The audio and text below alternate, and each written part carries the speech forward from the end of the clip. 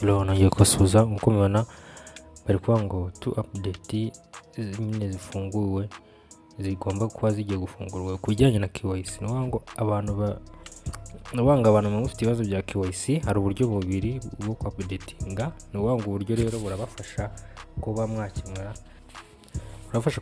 ibibazo byanyu bya KYC. Batangira bati hari uburyo bubiri bushyizwe muri system. Ni ngo bushobora gufasha abantu kuba mwakemura ikibazo cya KYC.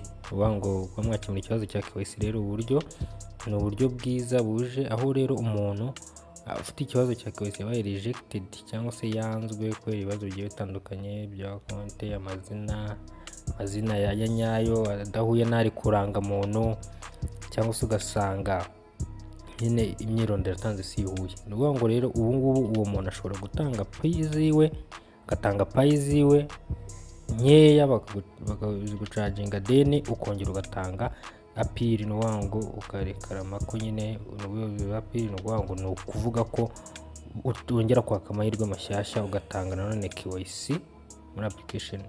Uburyo bwa kabiri rero ni uburyo bwo kuba wakweditinga cyangwa se wasubiramo izina ryawe ariko nturenze inyuguti ebyiri ugomba kongeramo cyangwa se ugomba gukuramo. Ibi rero muri konti yawe mu gihe itari verified. Ibi rero ushobora kubyapurika, bishobora gukorwa n'abapiyone nyine kugira ngo bajye muri setting, bakajya muri setting yabo, then iyo setting bagiyemo bakareba uburyo rero bahindura amazina cyangwa se bagira utuntu tubiri bongeramo gusa. Aha rero bakomeje banavuga ko cyane cyane abantu mufite tentative KYC status mugomba gukoresha mugomba gukoresha nyine amazina ya nyayo. Ikindi bari kuvuga ko hano bavuze kabibasomera ngo applicable pioneers should edit these through, bagomba kweditinga nyine through binyuze muri profile setting yabo.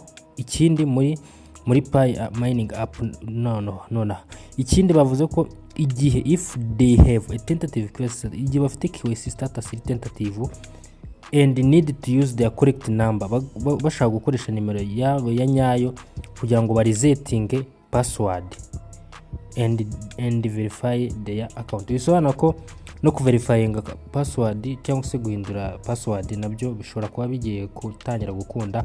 Iyi rero ni inkuru nziza ku pioneer. Ni ngo mushobora kweditinga izina ryanyu mugashyiramo digital inyuguti ebyiri cyangwa se mukaba mwatanga pi bagucaginga pi, ubwo turabimenya pi bari gucaginga then kugira ngo muhindure cyangwa se mukore KYC mutange nyine mwongere mukore KYC ko murabizi ko mutari mufite KYC. Ngayo nguko rero mugerageze mujye muri application murebe ko mwahindura amazina mugashyiramo up to digitals ariko zitarenze ebyiri.